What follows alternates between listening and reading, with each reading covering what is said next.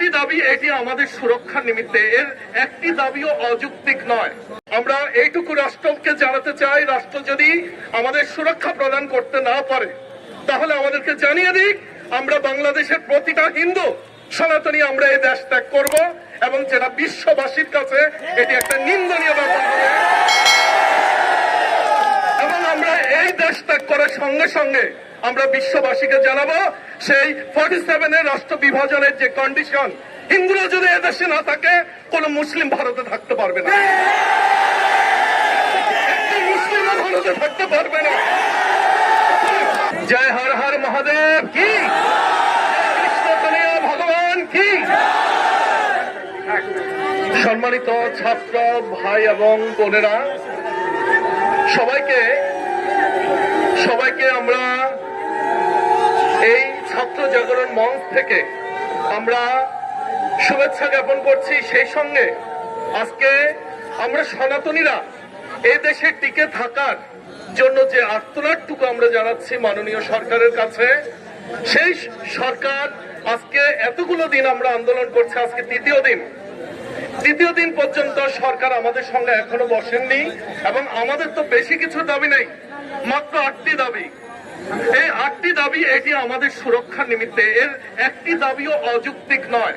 তাহলে আমি বর্তমান প্রধানমন্ত্রী মাননীয় ইউনূস সাহেবকে আমি বিনম্রভাবে জানাতে চাই, আমরা জানি আপনি একজন অত্যন্ত জ্ঞানী এবং শিক্ষিত ব্যক্তিত্ব।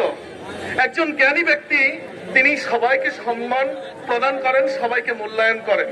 তাতে এই যে আজকে যে 5ই আগস্ট যে স্বাধীনতা অর্জন করেছে বলে দেশ জাতি যে জানান দিচ্ছে, আমি বলতে চাই স্বাধীনতা কি শুধু একটি গোষ্ঠীর জন্য না, সমগ্র বাঙালির জন্য। তাহলে আমরা সনাতনীরা কেন স্বাধীনতার আনন্দ লাভ করতে পারছি না?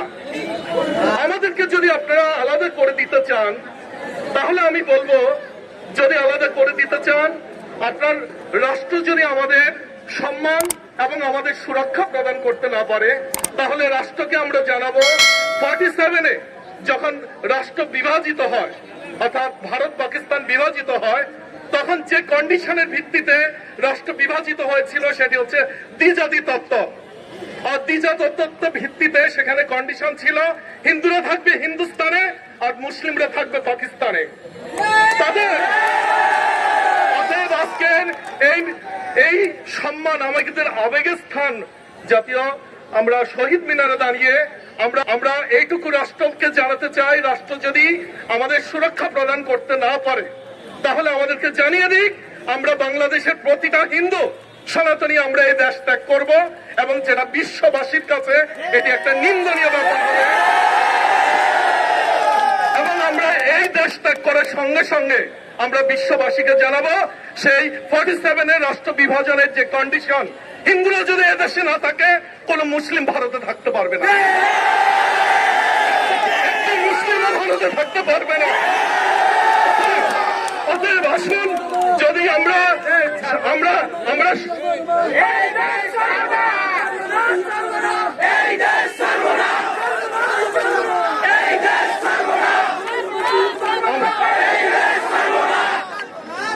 এই রাষ্ট্র ত্যাগ করতে চাই না। আমরা চাই হিন্দু মুসলিম বৌদ্ধ খ্রিস্টান সবাই সাহর্দ নিয়ে, সবাই আন্তরিকতা ভালোবাসার মাধ্যমে আমরা একে অপরের সঙ্গে বসবাস করতে চাই।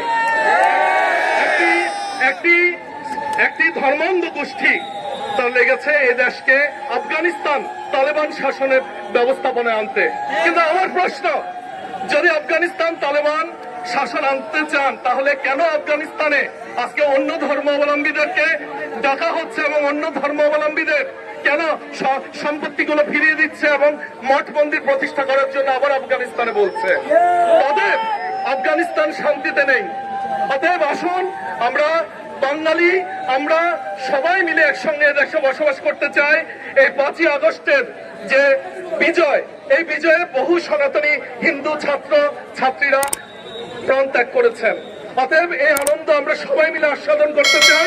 আসুন আমরা নিজেদের মধ্যে আর কোনো বিভাজন না করে আমরা হিন্দু মুসলিম বৌদ্ধ খ্রিস্টান সবাই একে অপরের কাঁধে কাঁধ মিলিয়ে আমরা এই দেশে বসবাস করতে চাই। আর নয়তো সরকার আমাদেরকে জানান আপনারা কি করতে চান। আমাদের সুরক্ষার দায়িত্ব আপনারা না নিতে বললে সেটা আপনারা রাষ্ট্রীয়ভাবে ঘোষণা দিন এবং আমরা প্রত্যেকে এই দেশ ত্যাগ করবো সসম্মানে।